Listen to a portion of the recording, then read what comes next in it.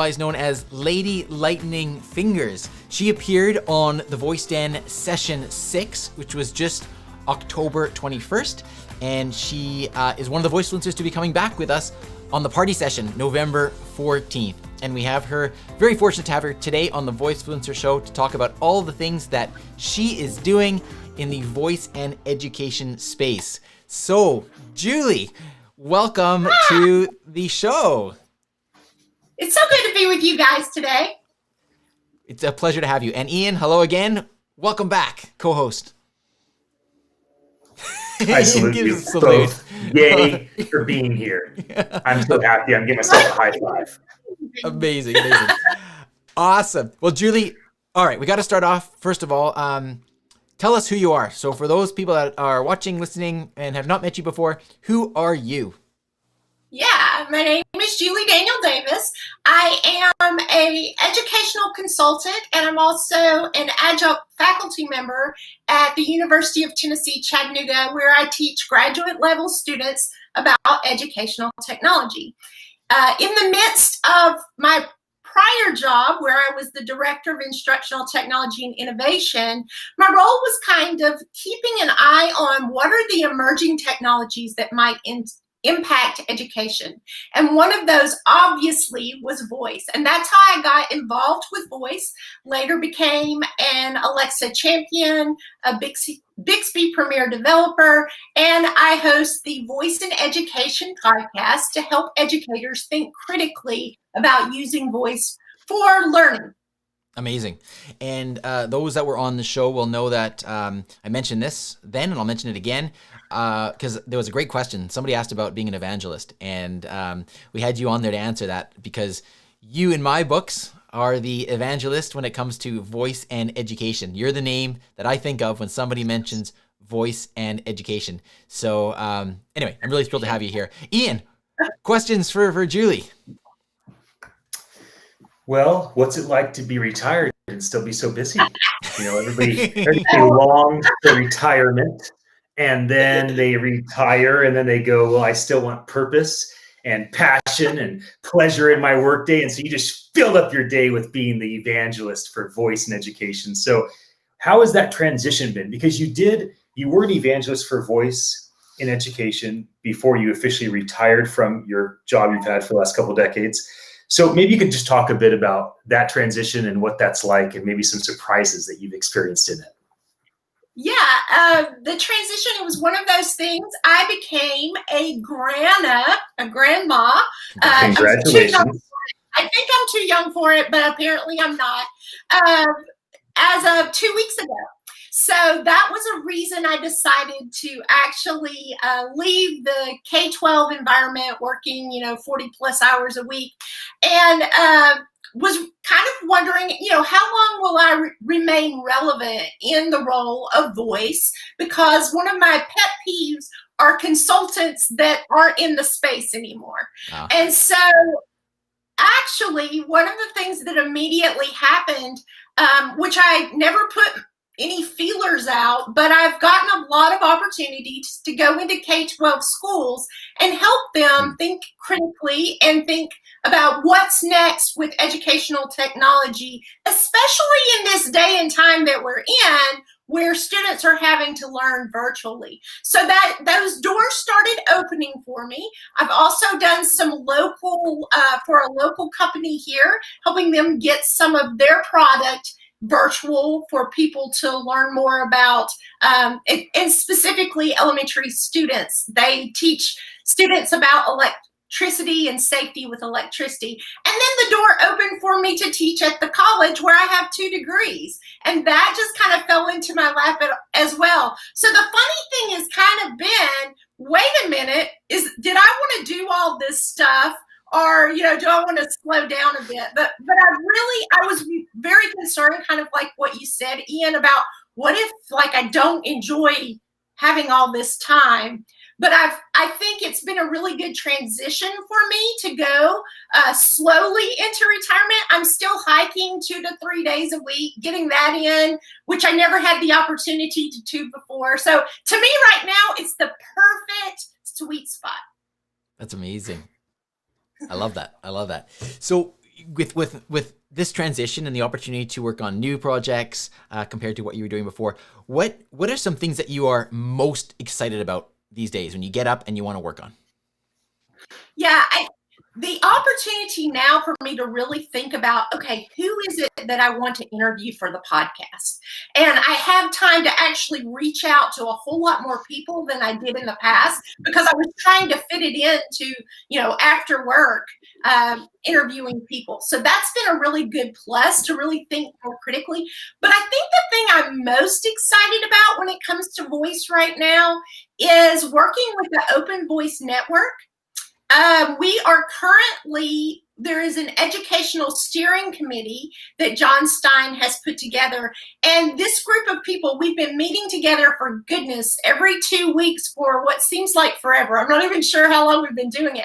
But we're right now in the process of creating lesson plans for students and teachers to understand what is conversational design, how can a voice assistant help me with my learning, that type of thing. So our goal is to do the who, what, when, where, and why, and create lesson plans around that so that we can start really young in helping students see this paradigm of voice and how it can impact them as learners.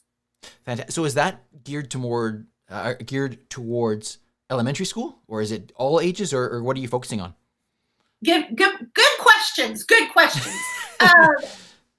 You're a great host here. Actually, True. It's going to be geared for every level. So there's some ideas, some concepts that naturally are bent towards certain age groups. Just the very basic of, hey, you're not talking to a real person when you're talking to a voice assistant. That's something a kindergartner needs to know. They need to know the difference for ethical reasons, per se. But then we're also talking about what is conversational design, and that's a little maybe more, middle school. And then later on, really talking about how to create with it. And so that I would see more as a high school level. Amazing. Great. Ian, thoughts, comments? I have a question about what is a encouragement that stands out to you that you've heard from a student or somebody in education that would be served? And what is encouragement that maybe you've heard from a peer or somebody that maybe is supporting you by your side? And the reason I ask this question is I believe that 99% of encouraging things people believe about people like you are not said.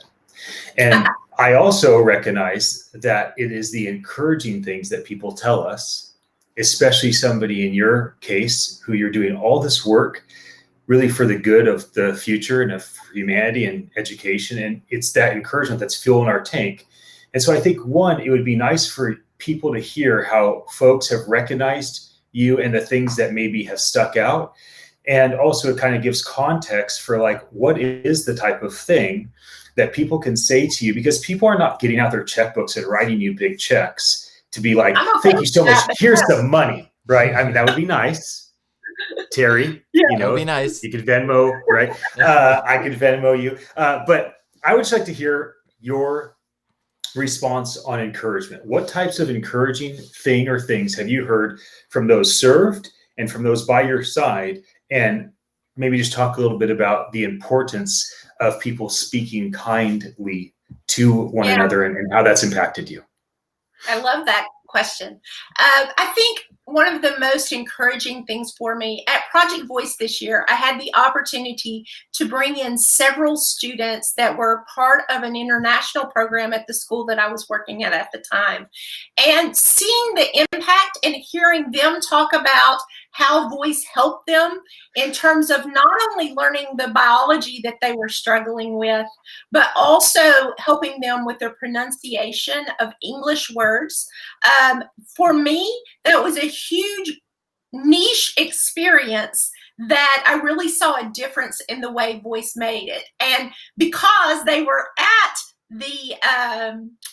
the Project Voice, they were really able to verbalize that in a way that made me feel very purposeful in that work.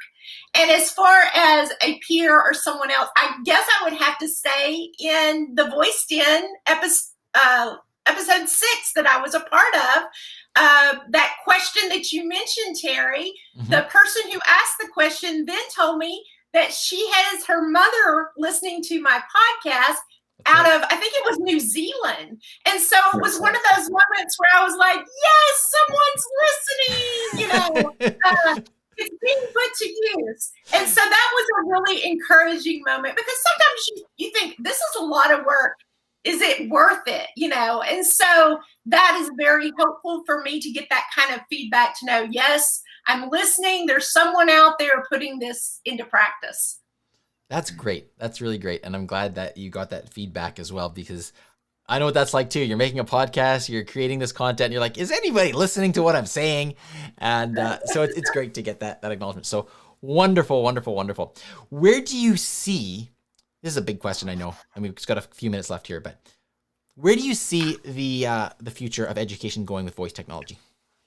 I believe the future of education is going to be personalized. We're going to see, due to algorithms, artificial intelligence, we're going to see technology meeting the needs of students in a way like we've never been before. I think that voice is the natural interface, period, and it meets some needs that other types of inputs don't do. A student who can't read yet, it's really hard for them to type out the words that they want to ask the computer, but they can speak that into a computer and get really good, relevant information at a very young age. So I think what we're going to see is multimodal, with voice being a large part of that as well in the future. I think it's just going to be the natural interface. And I mentioned this on a podcast recently. What I'm seeing is the technologies that voice uses is getting better at blocking out the sounds around us. If you've noticed, Zoom doesn't pick up on your dog barking in the background anymore, because it can get rid of those background sounds. And the problem in education forever is teachers say, well, what are we going to do when 25 kids are talking to their computer at one time? I don't think it's going to be a problem in the future. And I think that's the thing we have to look forward to. Great. Yeah, no, that's really, really well said. Fantastic. Ian, any other final questions before we wrap things up here? Yeah, just to make things personal, Teri, remind us, how old are your children? So my children are 14 and 11 right now. Okay, and so I have two boys, Julie, that are 8 in 2nd grade and 11 in 6th grade. And so for Teri and I, we're not the only ones that are in your network that have children around this age. We have kids that are in elementary and junior high school and going into high school for Teri.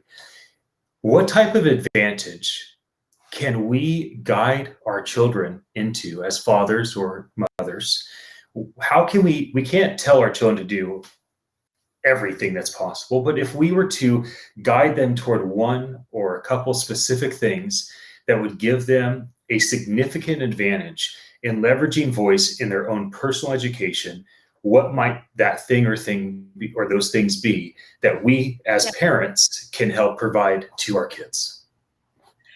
I would first suggest introducing them to Alexa blueprints, and then allowing them to create blueprints that, for a couple reasons. One, it's teaching them about conversational design. And I think if you can give them a leg up in the understanding of conversational design, it's going to help them and put them in front of their peers, because it's coming. It's just a matter of when. So their understanding of it young will be helpful. And then secondly, you can already start helping them with their personalized learning. They can create flashcards. They can create study guides for something that they're working on, where they can ask that voice assistant, hey, open this up so that I can study for this. And so you're teaching them how to use it intentionally. One of the things that happened to educators with mobile technology, iPads, is that kids just see that as a tool. As a toy, not a tool.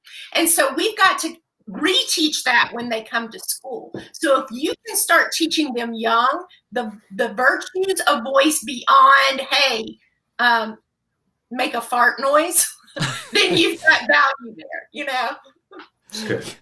Well said. And I like the way you tied the word fart into that response. Excellent. Well done. So you got middle that's school, so funny. My 8-year-old today, we had a Tesla X drive by, and I'm like, remember I almost got one of those last year? He's like, yeah, why didn't you get one? I'm like, well, it wasn't the right time. I'm gonna get one soon. I kind of want the truck. He's like, Dad, you know what I want most with the Tesla? I'm like, what? He's like, that thing has fart noises. It does.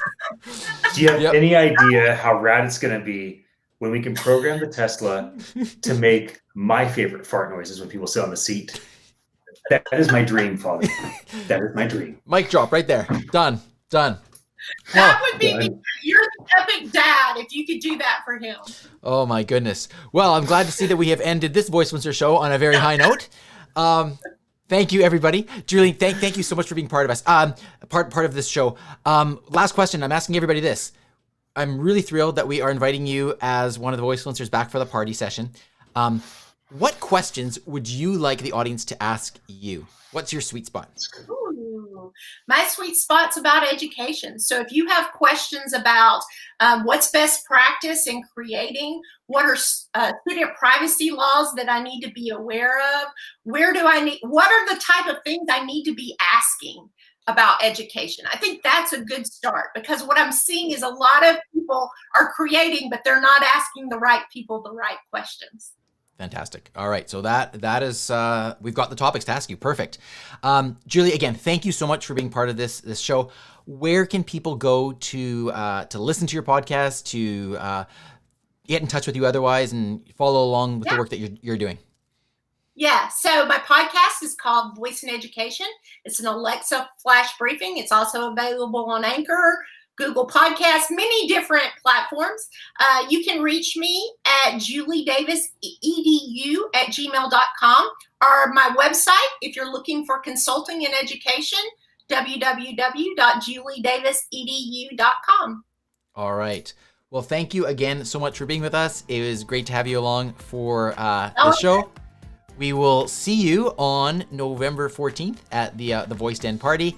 For now, we're signing off. Nice to see you again, Ian. Thank you again, Julie. And we'll talk again very soon. Take care.